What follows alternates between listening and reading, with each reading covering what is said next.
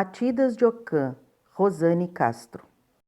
Ele correu até o quintal, subiu em uma árvore e lá do alto ficou assistindo ao movimento dos homens que organizavam os tambores em círculo. Os tambores tinham tamanhos diferentes e formas diferentes.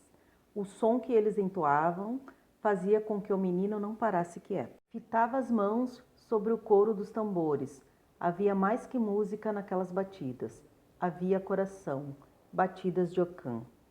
Afinal, a história do tambor havia passado de geração a geração em sua família.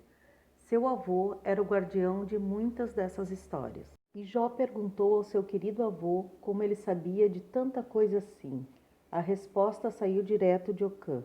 E Jó, eu ouvi as histórias contadas pelo meu pai, pelo meu avô e pelos meus tios. Eles também ouviram de outras pessoas, e assim por diante. As histórias navegam no mar de memórias e de sentimentos, e a nossa linha do tempo é a linha do horizonte, não tem fim. O menino de cócoras, braços debruçados sobre as pernas, ficava olhando para seu avô com tanta admiração que se perdia nas imagens criadas pelo som da sua voz. Naquele dia, depois que a cor púrpura deu lugar ao escuro brilhante da noite, o som dos tambores foi diminuindo e os homens se dispersando. Escondido, o menino aproveitava a distração do pai para se aproximar daquele instrumento que era maior que ele. Quer aprender a tocar? Perguntou o avô. Mas eu não sei, ainda sou muito pequeno para aprender, ou não sou? O avô se aproximou, colocou a mão do neto sobre a sua e ambas sobre o tambor.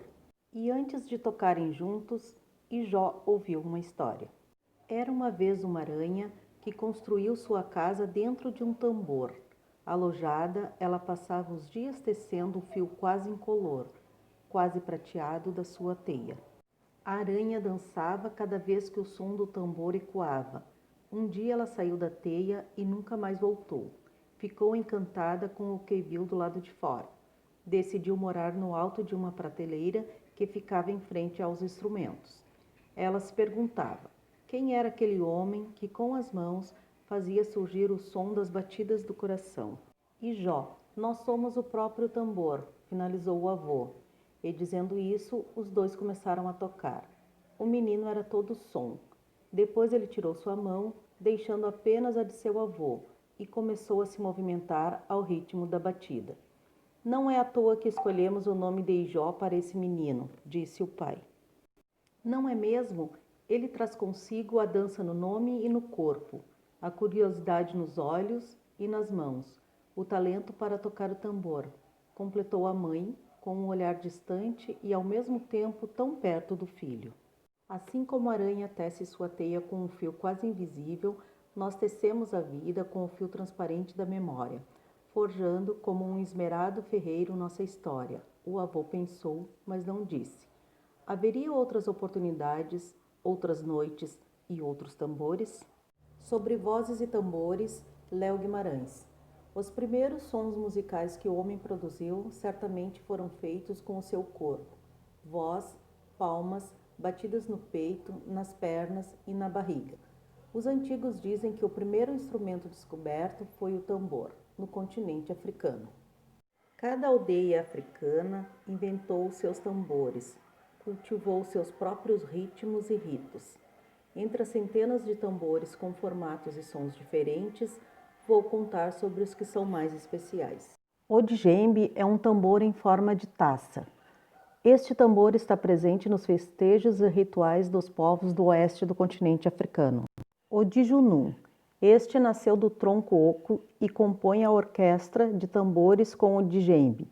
Tem couro nas duas extremidades e é tocado com baquetas bem grossas.